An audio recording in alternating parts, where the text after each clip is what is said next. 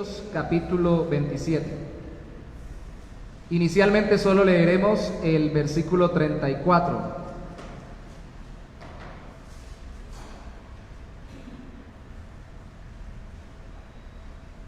Hechos 27, 34 dice: por tanto os ruego que comáis por vuestra salud, pues ni aun un cabello de la cabeza de ninguno de vosotros perecerá. Por tanto os ruego que comáis por vuestra salud, pues ni aun un cabello de la cabeza de ninguno de vosotros perecerá. ¿Alguno de ustedes sabe cuántos cabellos tiene? ¿Alguno de ustedes sabe o se imagina cuántos cabellos tiene? Cierto que es muy difícil calcularlo. Esta es una expresión que no necesariamente quiere decir que estas personas a las que Dios se les dirigió no fueran a perder un cabello que tal vez se pierde cuando uno se peina, o cuando uno se mueve, cuando uno se agita, incluso cuando uno tiene problemas emocionales, angustias, algún cabello cae, cuando tiene problemas de salud, la misma dermatitis seborreica que conocemos como caspa de tumba cabello, la genética, las personas que tienen mucho, como los hombres que tienen mucha testosterona, que son por lo general muy velludos, tienden a ser calvos y a caérseles el cabello. Aquí no está hablando el Señor de una expresión médica, está dando una figura en su forma de hablar a través del apóstol Pablo para decir que Él cuida cada detalle de nuestras vidas. Un cabello representa hasta lo más pequeño e insignificante de nuestra vida. De hecho, los cabellos, junto con las uñas, son las partes de nuestro cuerpo que realmente no nos duelen. Nosotros decimos, me aló el cabello y me dolió. Si le alan el cabello le duele, pero le duele es el cuero cabelludo, donde está el cabello, porque el cabello no duele, por eso se puede cortar y no le duele. Igual que las uñas, le duele el lecho unguial. Entonces es tan pequeña, tan periférica esta parte del cuerpo y sin ninguna clase de irrigación nerviosa que nos permita a nosotros incluso que nos duela algo que pase con ella, que pareciera muy insignificante, pero por insignificante que sea en nuestra vida, Dios está al control de ella también. Hoy hemos de hablar, y he titulado este sermón, Ni un cabello. Quiere decir que cada detalle de nuestra vida, es lo que debemos de comentar hoy, o debemos de analizar hoy, está en las manos de nuestro Dios. Aún los momentos más difíciles, aún en esos momentos más duros, podemos confiar de que cada detalle de nuestras vidas está controlado por la soberana y asombrosa voluntad de nuestro Dios. Todo. Y este capítulo 27 me atropelló cuando en el devocional que estamos haciendo de Robert Murray McCain pasamos por allí y vi cómo Dios obra su voluntad en medio de nuestra dificultad. ¿Qué nos enseña en este capítulo el Señor? Nos enseña tres cosas que hemos de ver hoy. Primero, que Dios nos cuida en cada aspecto a través de las decisiones humanas. Segundo, a través del aliento o del ánimo de sus enviados. Y tercero, a través de las circunstancias mismas. Primero, a través de las decisiones humanas. Hechos capítulo 27. Vamos a ir leyendo todo el capítulo de una forma muy sencilla. Hechos 27, versículo 1, dice: cuando se decidió que habíamos de navegar para Italia, entregaron a Pablo y a algunos otros presos a un centurión llamado Julio, de la compañía Augusta, que sería una compañía cercana al emperador. Y embarcándonos en una nave adramitena que iba a tocar los puertos de Asia, zarpamos, estando con nosotros Aristarco, macedonio de Tesalónica. Si usted nota, la narración está en primera persona, quiere decir que Lucas, el autor del Evangelio y de este libro de Hechos, iba allí. Al otro día llegamos a Sidón Y Julio, tratando humanamente a Pablo, le permitió que fuese a los amigos para ser atendido por ellos. Julio, que era el que estaba encargado de Pablo. Y haciéndonos a la vela desde allí, navegamos a sotavento de Chipre, porque los vientos eran contrarios. Eso quiere decir que estaban cubriéndose con el borde de la gran isla de Chipre para que los vientos no los volcaran en la nave.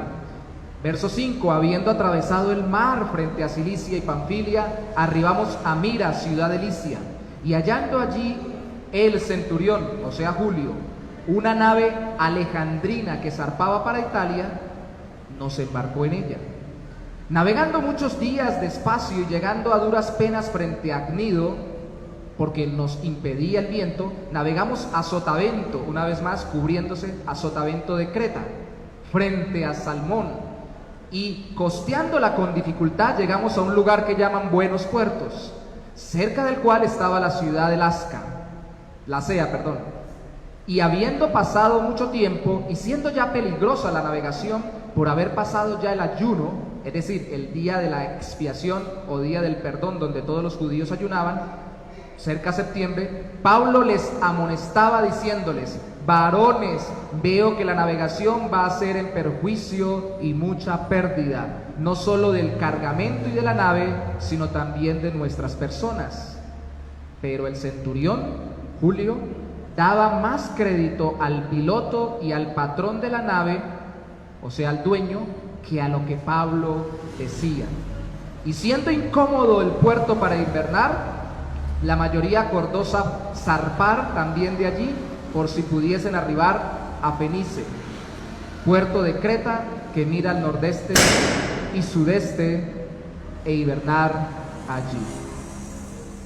No se preocupe por el sonido, fue tal vez un tubo de escape. ¿Cómo ven esa narración? ¿Qué dificultad a ustedes les parecen difíciles los caminos que tenemos hoy en día? Viajar por tierra es mucho más complejo que viajar por avión, claro que sí, pero imagínense viajar por mar. Si hoy en día es complejo, en ese entonces. ¿Cuáles son los personajes principales de esta historia hasta el versículo 12? ¿Quiénes son los que están decidiendo o influyendo en cómo se dirige la nave, tomando la decisión al final o queriendo influir cómo tomar la decisión? Julio y Pablo. Providencialmente tenemos que recordar, y esto es antes de que llegaran una tormenta, el Señor inclinó el corazón de cada uno de ellos a determinado tipo de decisión ante la posibilidad de una tormenta en medio del mar.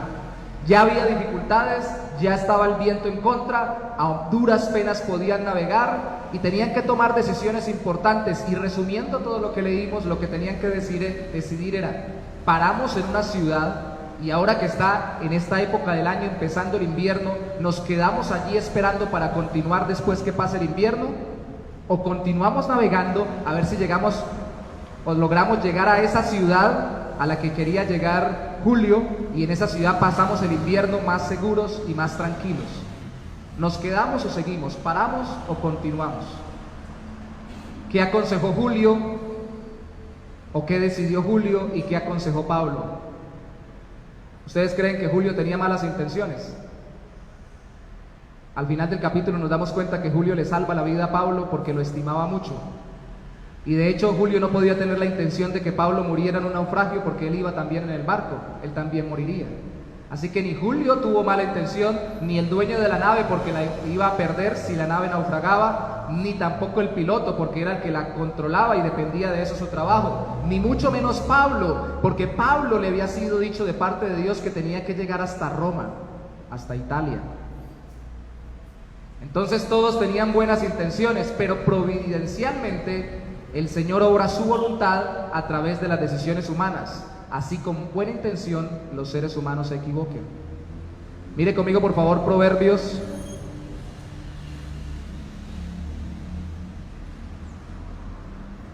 No, vamos solamente a citarlo. La Biblia dice en los Proverbios que Dios inclina el corazón del rey hacia donde él quiere.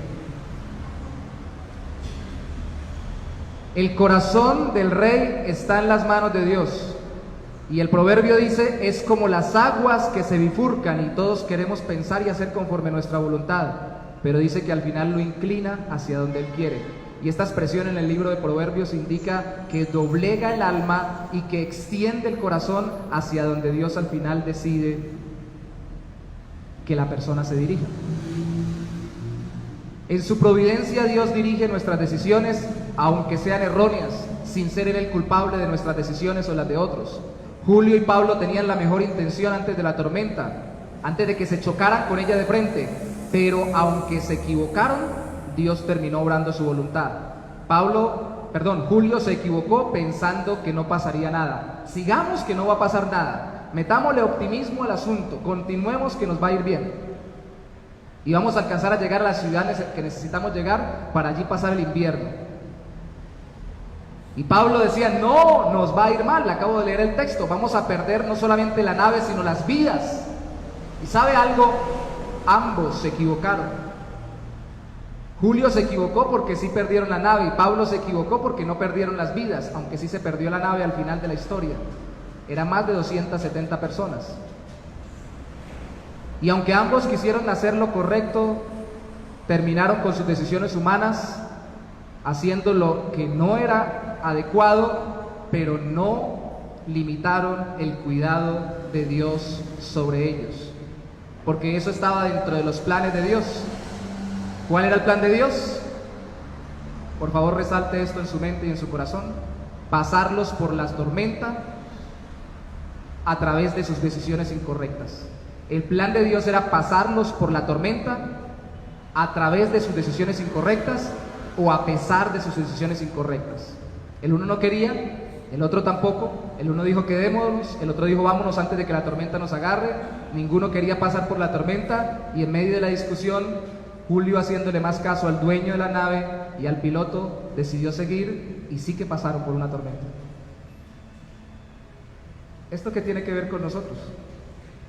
Bueno, ¿cuántas veces usted ha decidido algo que le ha metido en problemas? Y no fue con mala intención. ¿O cuántas veces ha tomado decisiones sobre la vida de otras personas que están a su cargo y ha terminado teniendo conflictos o dificultades, sin malas motivaciones? La mayoría de los matrimonios que nosotros aconsejamos dicen siempre, cuando nos casamos estábamos muy ilusionados. Y una de las decisiones más importantes que puede tomar el ser humano es casarse. Y dicen, pero era que teníamos tan buenas intenciones que no nos dimos cuenta de qué tan mal preparados estábamos para casarnos. Y nos metimos en tremenda tormenta de matrimonio. Lugares a donde vivimos, trabajos en los cuales nos introducimos o en los que nos empleamos, personas con las que tratamos, familias que formamos. Tomamos decisiones en todo momento y hay decisiones que nos van a afectar. Y aquí lo que quiero con este punto es que usted entienda y que mi corazón también entienda que debo descansar en que aún a pesar de mis errores, Dios no deja de cuidar de mí. ¿Usted escuchó eso? A pesar de sus errores, Dios no deja de cuidar de usted. Porque Él no vino para que las personas fuésemos perfectas, sino para que fuésemos sus hijos, que estamos bajo su cuidado y estamos siendo perfeccionados. Y en medio del perfeccionamiento cometemos errores y nos equivocamos. Y sí que nos equivocamos. Y luchamos con nuestros errores, y más si vemos que afectan a los demás. Pero ¿qué hay cuando los demás cometen errores que nos afectan a nosotros? Tenemos que recordar lo mismo. Porque más adelante Pablo, lo vamos a ver dentro de un momento en la lectura, hace lo que muchos hacemos cuando alguien comete un error y nos afecta. Yo le dije, yo le dije que no lo hiciera, yo le dije. Y esa es la tendencia natural nuestra, pero inmediatamente Pablo, y lo vamos a ver en el siguiente punto, descansa en la voluntad soberana del Señor, porque en este primer punto entendemos que providencialmente Dios inclina el corazón humano, así el corazón humano se equivoque teniendo buenas motivaciones. Pero no puedo pasar a ese siguiente punto sin decir algo o sin recordar algo. ¿Qué hay cuando el corazón humano se equivoca porque sí tiene malas motivaciones? Cuando es con intención, alevosía y premeditación que afecta a los demás. ¿También podemos descansar en que Dios está a nuestro cuidado? La respuesta es sí. Hechos, y esto sí lo voy a buscar, capítulo 4, versículo 27, está más cerca del texto base que tenemos hoy. Vamos a tratar de no movernos mucho porque la lectura es larga. Vemos cómo los discípulos oraban, y quiero que usted por favor reflexione si esa es su forma de orar, y yo también voy a reflexionar. Solo miremos esta parte muy importante para nuestro tema hoy, versículo 27 y 28, Hechos 4, 27 y 28. Están orando, están siendo perseguidos y amenazados por predicar el Evangelio, y en medio de su oración dicen: porque verdaderamente se unieron en esta ciudad contra tu santo Hijo Jesús, a quien ungiste, Herodes y Poncio Pilato, con los gentiles y el pueblo de Israel, para hacer cuanto tu mano y tu consejo habían antes determinado que sucediera. Le están diciendo a Dios: se unieron en esta ciudad contra tu Hijo. ¿Quiénes se unieron? Herodes y Poncio Pilato con los gentiles y el pueblo de Israel. ¿Para hacer qué? Lo que ellos tuvieron en sus malas intenciones, porque lo hicieron uniéndose deliberadamente para matar a Cristo, pero lo que hicieron fue cuanto tu mano y tu consejo habían antes determinado que sucediera. Dijo alguna vez un predicador: yo no descanso en saber que mis padres fallecieron por un accidente de alguien que no supo cómo hacer su trabajo. Yo descanso en que, a pesar del accidente o del mismo error deliberado que haya podido cometer esa persona, no sucedió sin que Dios así lo hubiera determinado. Mi descanso y mi reposo no está en saber toda la verdad de los detalles de las responsabilidades de todos, está en saber que Dios está por encima de todo ello. Y en estos días sí que tenemos que descansar en el Señor, porque definitivamente estamos viviendo tiempos de incertidumbre. Y hace 2 semanas tocábamos un sermón en el miércoles que el Señor inquietó mi corazón para que habláramos sobre la enfermedad, la muerte y el pecado. Y en resumen decíamos que en cualquier momento enfermaremos, que enfermarse de COVID no es ser más castigado que otros, ni ser más pecador que otros, ni tampoco no enfermarse es que estamos más santos o más guardados por Dios. Que morir de una u otra forma no significa, como lo enseñó el Señor Jesús, que somos libres de condenación. Lo que nos libra de condenación al morir y lo que nos guarda nuestro corazón para no desesperarnos al enfermar y al sufrir es que estamos en las manos de Dios y que Él está por encima de todo eso. Amén. De hecho lo cantábamos hace un rato: ¿cuán grande es Dios? Bueno, ¿es más grande que el COVID o no? ¿Es más grande que la escasez económica o no? ¿Es más grande que un Julio decidiendo con una nave? ¿Es más grande que una tormenta? Él es más grande, y en su grandeza, aunque deliberadamente incluso nos hagan daño, como pasó con Cristo, no sucede si no es por el consejo que había Dios antes determinado que sucediera. Cuando oramos deberíamos recordar esto y descansaríamos en medio de nuestra oración cuando estamos sufriendo. Y cuando predicamos también. Mire por favor el mismo libro de Hechos, capítulo 2, versículo 23. Está predicando Pedro después de recibir o de la venida del Espíritu en Pentecostés a todos los que unos se burlaban y otros se asombraban. Y en una parte, en el capítulo 2, verso 23 de Hechos, dice: a Cristo, entregado por el determinado consejo y anticipado conocimiento de Dios, prendiste y matasteis por manos de inicuos, crucificándole. ¡Wow! Este verso tiene tanto. A Cristo, entregado por el determinado consejo y anticipado conocimiento de Dios, prendisteis y matasteis por manos de inicuos, crucificándole. Voluntad de Dios, voluntad humana. Por encima de la humana está la divina, su determinado consejo y su anticipado conocimiento, lo que Él quiso que sucediera.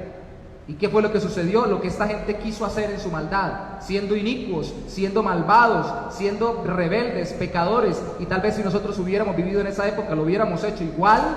Mataron a Cristo deliberadamente y lo crucificaron, pero la voluntad humana no se sobrepuso a la divina. Aunque estuvieran rebelándose en contra de Dios, Dios terminó obrando su plan. Dijo alguien alguna vez: solamente una vez sufrió uno sin causa. Porque todos los que sufrimos cualquier cosa que sea, si no tengamos una implicación directa, porque no sea consecuencia de nuestros pecados personales, si es consecuencia del hecho de que somos pecadores. Y solamente uno sufrió una vez sin causa, y ese uno fue por nuestros pecados, se llama Jesucristo. Solo Cristo murió por nuestros pecados, solo Él sufrió sin ninguna causa, porque Él era perfecto y sin pecado. Y aún sin embargo, de Él se planeó, Dios anticipadamente planificó que muriera deliberadamente asesinado por aquellos que no lo querían en esta tierra. Así que la mayor de las maldades que se pudo haber obrado contra alguien, se obró contra Cristo y fue bajo el plan divino. Así que si eso pasó con el Hijo de Dios, con nosotros no deberíamos temer de que incluso si se levantaran los peores y los más terribles enemigos en esta tierra, no están por encima de nuestro Dios y de su plan para nuestras vidas. Dios obra a través de las decisiones humanas. ¿No le da alivio eso? A mí me da alivio. Se sientan en consejo a chismear o a planificar, como dice el salmista, nuestra muerte, y cualquiera que se ponga a hacerlo, eso no escapa del oído de nuestro Dios. Y lo que terminen por hacer o no hacer no escapa de la protección de Dios, que nos guarda hasta el último de los cabellos. Segundo, a través del aliento de sus enviados. Hechos capítulo 27. Vamos en la lectura y esta parte se pone muy interesante. Lo anterior fue antes de la tormenta. Vamos a la tormenta, o en medio de la tormenta. Hechos capítulo 27, versículo 13. Y soplando una brisa del sur, pareciéndoles que ya tenían lo que deseaban, o sea, decidimos bien, pensaría Julio y los demás, levaron anclas e iban costeando Creta. Pero no mucho después dio contra la nave un viento huracanado llamado Euroclidón, y siendo arrebatada la nave y no pudiendo poner proa al viento, quiere decir poner la parte del frente contra el viento, nos abandonamos a él y nos dejamos llevar. O sea, tuvieron que ceder por un momento el manejo de la nave a la tempestad. Y habiendo corrido a sotavento de una pequeña isla Clauda, con dificultad pudimos recoger el esquife, que es el bote salvavidas. Ya lo estaban perdiendo. Y una vez subido a bordo, todavía no habían perdido totalmente el control. Una vez subido a bordo el bote salvavidas, usaron de refuerzos para ceñir la nave, y teniendo temor de dar en la sirte, quiere decir encallar en la arena, antes de la playa, arriaron las velas y quedaron a la deriva. Todavía podían decidir: alcanzamos a recoger el bote, nos dejamos llevar un poco por el viento, luego amarramos el bote y luego nos dejamos llevar otro ratico más. Estamos todavía algo al control, todavía no hemos soltado todo el control a la tormenta. Verso 20, y no apareciendo ni sol ni estrellas por muchos días, y acosados por una tempestad no pequeña, ya habíamos perdido toda esperanza de salvarnos. Entonces, cuando aparezca un entonces en la Biblia, por favor remárquelo y mire muy bien qué dice. Pablo, como hacía ya mucho que no comíamos, ni Lucas había comido tampoco, puesto en pie en medio de ellos, dijo: habría sido por cierto conveniente, oh varones, haberme oído, yo se los dije, y no zarpar de Creta tan solo para recibir este perjuicio y pérdida. Pero ahora os exhorto a tener buen ánimo, pues no habrá ninguna pérdida de vida entre vosotros, sino solamente de la nave. Esto no era ni lo que había dicho Julio ni lo que había dicho Pablo, era algo intermedio que Dios había planeado. Porque, verso 23, esta noche ha estado conmigo el ángel de Dios, de quien soy y a quien sirvo, diciendo: Pablo, no temas, es necesario que comparezcas ante César. Tú vas a cumplir a lo que te he enviado, y aquí Dios te ha concedido todos los que navegan contigo. Por tanto, es decir, que Pablo estaba orando por todos. Por tanto, oh varones, tened buen ánimo, porque yo confío en Dios, que será así como se me ha dicho. Con todo, dice Pablo, es necesario que demos en alguna isla. Con todo vamos a tener que ceder ante la situación. Venida la 14ª noche, o sea, ya tenían 14 noches, y siendo llevados a través del mar Adriático a la medianoche, que casi siempre todo lo malo sucede a la medianoche, Los marineros sospechaban que estaban cerca de tierra y echando la sonda hallaron 20 brazas, que quiere decir una cuerda o una vara para medir la profundidad. Y pasando un poco más adelante, volviendo a echar la sonda, hallaron 15 brazas, un poco menos de profundidad. Y temiendo dar en escollos, echaron 4 anclas por la popa, por la parte de delante, y ansiaban que se hiciese de día. ¡Qué noche tan terrible! Entonces los marineros procuraron huir de la nave, y echando el esquife que habían rescatado, el bote salvavidas, al mar, aparentaban como que querían largar las anclas de proa. Pero Pablo dijo al centurión, a Julio y a los soldados: si estos, los presos, no permanecen en la nave, vosotros no podéis salvarlos. Dios dijo que iba a salvarnos a todos y todos nos quedamos en el barco. Entonces los soldados cortaron las amarras del esquife del bote salvavidas y lo dejaron perderse. Y cuando comenzó a amanecer, Pablo volvió a decirles: se los dije. No, dice que Pablo exhortaba a todos que comiesen, diciendo: esta es el 14º día que veláis y permanecéis en ayunas sin comer nada. Por tanto os ruego que comáis por vuestra salud, pues ni aun un cabello de la cabeza de ninguno de vosotros perecerá. Y habiendo dicho esto, tomó el pan y dio gracias a Dios en presencia de todos, y partiéndolo comenzó a comer. Entonces todos, teniendo ya mejor ánimo, comenzaron también a comer, comieron también, y éramos todas las personas en la nave 276. Y ya satisfechos, aligeraron la nave echando el trigo al mar. ¡Qué experiencia! Y era el siervo de Dios. No estamos hablando de un hombre que Dios quería matar en el mar porque era un hombre malo. Era el hombre de Dios escogido para llevar su palabra hasta Roma, y pasó por todo esto. Dios nos cuida a través de las decisiones humanas, a pesar de que sean erróneas, pero también nos cuida a través del aliento de sus enviados. Sobrenaturalmente, y ya no solo providencialmente, Dios inclina el corazón humano, pero también sobrenaturalmente anima el corazón humano. ¿Quién puede comer en medio de un naufragio de 20 y pico de días? Si nos vamos a morir. ¿Quién cobra ánimo? Aquel que ha sido alentado por Dios. Alguien me ha dicho alguna vez, cuando se está aconsejando personas, le va a escuchar esta expresión a muchos de ellos: hermano, amigo, amiga, creyente, yo no puedo comer, no puedo dormir, no puedo beber, no puedo hacer nada porque tengo tantos problemas. Es que usted no se imagina quién con mis problemas puede tranquilamente tomarse un trozo de pan y llevárselo a la boca. ¿Sabe quién? Aquel a quien Dios sobrenaturalmente anima en Cristo. La palabra ánimo ahí significa alegría, de hecho es estar bien el alma. Y se repite de una u otra forma en los versículos 22, 25 y 36 de ese capítulo 27 de Hechos. Pablo fue sobrenaturalmente animado por Dios en oración mientras intercedía por todos. Seguramente estaba desalentado y pensaría: yo dije que no fuéramos, fuimos y nos vamos a morir.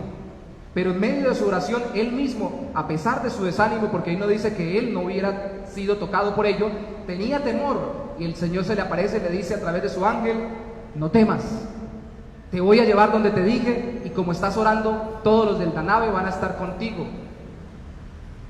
La oración es indispensable para mantener el ánimo. Ahora no me vaya a preguntar usted si se le va a aparecer un ángel para darle ánimo cuando esté orando. Podría ser, pero lo más seguro es que simplemente y grandemente, en vez de un ángel, va a ser el Espíritu de Dios en su corazón el que va a traer aliento, ánimo y alegría en medio de la dificultad. Amén. Cuando todos se desaniman, el creyente encuentra ánimo en Dios. Cuando todos se desalientan, el creyente encuentra aliento en Dios. Cuando todos se sumergen en la tristeza, el creyente también se entristece, pero puede salir de esa profunda tristeza y dispararse y sacar a flote su alma porque encuentra aliento en su Señor. Pablo fue animado por Dios para que transmitiera también su ánimo o su alegría a todos en medio de la tormenta. Pues a pesar de que tuvieron que renunciar a los recursos que tenían, como el bote salvavidas que lo tuvieron que botar para que no se volaran los presos, y como el resto del trigo que lo tuvieron que botar, alcanzaron a comer y tuvieron una comida preciosa en medio de una terrible tormenta y la expectativa de muerte. Creo que lo que más se debería decir de nosotros los creyentes en Cristo no es que no pasamos problemas ni tenemos dificultades, sino que puedan decir las demás personas: entre más problemas y dificultades tengo yo o tiene ese creyente, yo me acerco a él y respiro de parte de él, recibo de parte de él, se me da de parte de él ánimo en medio de mi dificultad. Y no sé qué tiene esa familia, no sé qué tiene esa persona, no sé qué tiene ese hijo o esa hija de Dios, deben pensar las demás personas, pero en medio de la dificultad hablo y me da ánimo. Ayer hablaba con alguien por internet en la noche, muy mal, y en este tiempo yo mismo me siento atropellado por ver tantas personas dentro y fuera de la iglesia teniendo tantas dificultades en su corazón. Y yo mismo digo que me siento atropellado porque yo no pensé que todo el mundo sufriera tanto. Parece que todos como que nos pusimos de acuerdo para tener aflicciones del alma. Y hoy esta persona me escribe y me dice: gracias por escucharme. A veces uno está aconsejando a alguien, orando por alguien, uno espera que de pronto cuando termine la noche ya se haya suicidado, o que haya decidido hacer lo que no debe hacer, y uno en su humanidad dice: no sé qué responder. Y lo único que podemos decir: Cristo murió por nosotros, y en medio de la tormenta Él está con usted, y aunque la barca vaya para arriba y para abajo y los vientos soplen y no puedan tomar decisiones concretas y tengan que renunciar a más cosas, como el bote salvavidas, eso es como renunciar al paracaídas en el avión. Así tenga que renunciar a ello, de todas formas Dios está por encima de todo eso. Consuélese que nada le va a pasar, porque el Señor está con usted. Ni un cabello deja de estar al control de nuestro buen Dios. Y esto es muy importante recordarlo. Las vidas solo encuentran ánimo y alegría en la relación con Dios por medio de Cristo, y solo así pueden animar a los que sufren con esta realidad: Dios está al cuidado de cada detalle de nosotros en Cristo. A través del aliento de sus enviados y a través de las circunstancias mismas, terminemos el capítulo. Dice el versículo 39 al 44, este ya es el final de la tormenta, porque toda tormenta tiene un final. No hay mal que dure 100 años, ni cuerpo que lo resistan, dicen en nuestra tierra, ¿eh? Capítulo 39. Cuando se hizo de día, no reconocían la tierra, pero veían una ensenada que tenía playa, o sea, una parte de mar más tranquilo que daba a una playa, en la cual acordaron varar. Y esta palabra varar significa tirarse allá. Lo que quisieron fue decir: vamos a estrellarnos contra esa costa, si pudiesen, la nave. Cortando pues las anclas, las dejaron en el mar, largando también las amarras del timón, e izada al viento la vela de proa de la parte de enfrente, se enfilaron hacia la playa. Se fueron de frente a estrellarse contra ella. Pero dando en un lugar de dos aguas, o sea, donde habían dos corrientes distintas, hicieron encallar la nave, y la proa, hincada, clavada, quedó inmóvil la punta delantera, y la popa, la parte trasera, se abría con la violencia del mar. Qué cuadro, ¿no? Entonces los soldados acordaron matar a los presos para que ninguno se fugase nadando. Y antes de que usted critique esto, déjeme decirle que a los soldados que dejaban que sus presos se les escaparan, los mataban. Así que ellos preferían matarlos antes que se les escaparan. Pero el centurión, queriendo salvar a Pablo, les impidió este intento y mandó a los que pudiesen nadar, se echasen los primeros y saliesen a tierra. Y los demás parten tablas, parten cosas de la nave, y así aconteció que todos, con sus cabellos, tal vez mojados, pero se salvaron saliendo a tierra.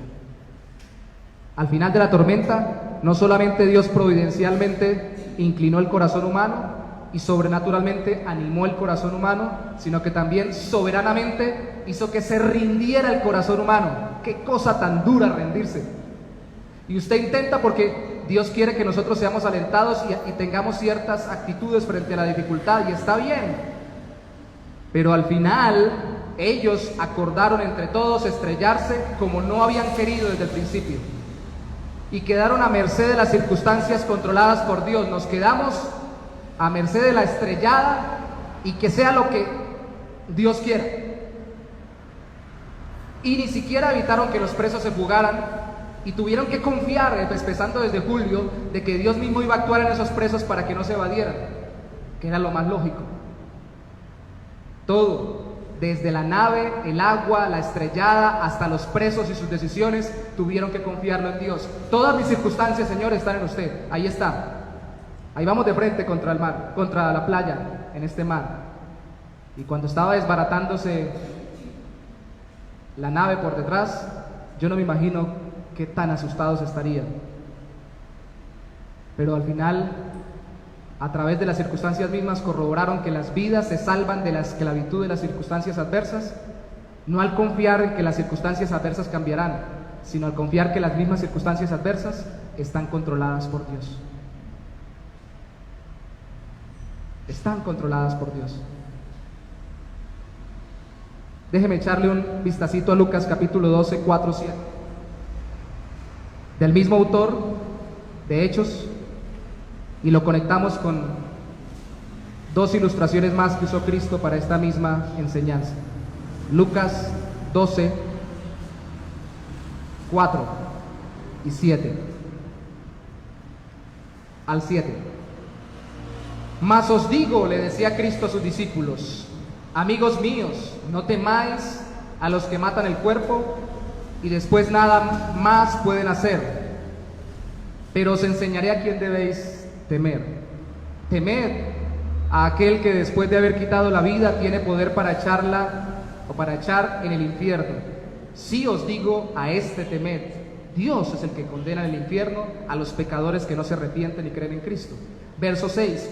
¿No se venden 5 pajarillos por 2 cuartos, que eran muy poca cantidad de dinero? Con todo, ni uno de ellos está olvidado delante de Dios. Pues aún los cabellos de vuestra cabeza están todos contados. No temáis, pues más valéis vosotros que muchos pajarillos. Lo que está queriendo aquí decir el Señor es, no solamente Dios va a guardar nuestros cabellos, hablando de cada detalle, sino que va a guardar las circunstancias a través de la cual los cabellos van y vienen, porque no permanecen en la misma cantidad o en el mismo número. Él sabe qué va a pasar sobre nuestra vida y es más importante para Él nuestro corazón, y somos más valiosos para Él que el pajarillo o que cualquier ser de la creación, y por eso controla todas las circunstancias para nuestro bien. Dios utiliza este simbolismo. Creo que este texto resume los textos en Mateo capítulo 10 y en Mateo capítulo 6 que tocan estos dos temas, el del cabello y la ilustración de los pajarillos. Y en el capítulo 6, cuando se habla del afán y la ansiedad, Cristo no solamente habla de los pajarillos que el Padre Celestial los alimenta, sino también habla de los lirios del campo que el Padre Celestial los viste hermosamente. Y si así hace con ellos, ¿no valéis vosotros más? ¿Por qué es que el Señor nos cuida? Porque valemos ante Él. Él es el que nos da el valor. Ánimo. Cada cabello nuestro está al cuidado de Dios ahora y por la eternidad. Ánimo, porque cuando Cristo lo dijo, y creo que este Lucas 12 resume lo que está en el 6 y en el 10, porque varias expresiones de Cristo se repitieron en varias predicaciones. Cuando Cristo lo dijo en Mateo 10, lo dijo cuando les estaba enseñando a ellos que iban a ser incluso entregados a muerte. Entonces, ¿cómo es que Dios cuidará mis cabellos si me van a matar? Ánimo, porque ahora tenemos un cabello que perece, pero luego tenemos cabello, cabeza, cuero cabelludo y cuerpo entero, glorioso, que nunca volverá a morir en la eternidad. Amén. Y algunas veces limitamos el cuidado de Dios a las circunstancias que estamos pasando y no entendemos que Dios nos responde con su cuidado por vida o por muerte. Y que si ahora libra nuestras vidas a través de su cuidado es para su gloria. Y que cuando muramos, por la forma que muramos, nos habrá librado para su gloria, para que eternamente, primero en alma y luego cuando Él regrese en cuerpo resucitado, podamos disfrutar de Él eternamente. Y seremos guardados por la eternidad. Ánimo, que no hay guardaespaldas como Dios. ni guardacabellos como el Señor. Nadie protege como Él, protege en esta vida y en la eterna. Amén. Ánimo, valemos más para Dios en Cristo que los pajaritos que Él creó. Y le decía ayer a los muchachos cuál es la actitud algunas veces cuando leemos sobre todo Mateo capítulo 6, que Cristo dice que los pájaros ni trabajan, ni hilan, ni nada por el estilo. Dicen algunos, bueno, yo no trabajo entonces y que Dios me sostenga, para no afanarme. No. Lo que está diciendo el Señor no es que se enfoquen en hacer exactamente lo que los pájaros, que se enfoquen en aquel que guarda a los pájaros, porque ante Él, en Cristo, valemos mucho más que los pajaritos, y Él nos cuida a nosotros. Póngase sobre sus pies, por favor, conmigo en esta mañana. Ánimo. La gente se equivoca y algunos lo hacen deliberadamente. Dios no. Ánimo. Las personas que vienen a su lado y oran por usted y le quieren dar aliento, incluso le dicen cuando usted está sufriendo, coma algo, como Pablo les dijo a los de la nave. Dios los está poniendo para animar su vida, a pesar de lo duro que esté sufriendo. Ánimo, ore para que experimente ese aliento y pueda alentar a otros. Ánimo, las circunstancias mismas, por difíciles que sean, están al control de Dios. Ánimo, valemos más para Dios en Cristo que los pajaritos que Él creó. Ni un cabello en esta vida y en la eterna le pasará algo si no es por la voluntad de Dios. Ánimo. Gracias, Señor. Si cuidas de las aves, como decía el himno, cuidarás también de mí. Gracias, Señor, cuán grande eres tú. Cantamos que tú estás por encima de nosotros, de las circunstancias, de las personas que nos puedan dañar sin intención o con intención, de nuestros propios errores. Estás por encima de las tormentas, estás por sobre todas las cosas. Incluso estás por encima de los que envías a animarnos, y gracias por enviarnos a animarnos. Tu espíritu en la oración nos anima. Tus hijos en la predicación, en la consejería, en la charla, en la compañía nos animan. Gracias por el abrazo de aquel que se ha acercado a nosotros, de aquella que se ha acercado a nosotros a ponernos la mano en el hombro mientras sufrimos. Gracias, Señor, por la palabra de aliento de aquel que nos ha dicho en medio de su poco conocimiento de lo que pasamos: coma, no se descuide, anímese. Gracias, oh Santo Dios, por permitirnos también hacer lo mismo para con otros, recibir tu aliento y alentarlos. Y gracias, oh Santo Señor, por estar al control de las circunstancias más duras y más difíciles. Tú has estado y estarás por encima de todos y de todo. Si estuviéramos en un país del otro lado del mundo, donde estuviéramos sufriendo persecución para ser asesinados, o donde estuviéramos muriendo de hambre por causa de la violencia y de las dificultades políticas y socioeconómicas, o estuviéramos en un lugar donde estuviéramos siendo criticados y estuviéramos teniendo plagas mucho más grandes que la del COVID, como sufren algunos en algunas partes del mundo, aún así no desconfiamos que tú estás al control de todo. Tú eres el Dios bueno que cuida de mí. Si cuidas de las aves, cuidarás también de mí. Gracias, oh Santo Señor. Gracias, oh Rey. Eliezer, ¿qué tal si lo tocamos en el piano un momentico? No se vaya a ir sin repetir al menos una estrofa de este himno. Y la otra canción también es hermosa, ojalá la repitieran el próximo domingo. Cuán grande es Él. Cuán grande es Dios. ¿Cómo podré estar triste? Y gracias, Padre, porque antes de irnos queremos cantar y entonar este himno, recordando que tú estás al control de nuestras vidas y confiando, Señor, en que tú proveerás lo que necesitamos y nos librarás de ansiedad, de la esclavitud de las circunstancias, porque tú estás por encima de ellos. Y si tú estás con nosotros, ¿quién contra nosotros? ¿Cómo podré estar triste? ¿Cómo entre sombras ir? ¿Cómo sentirme solo y en el dolor vivir? Si Cristo es mi consuelo,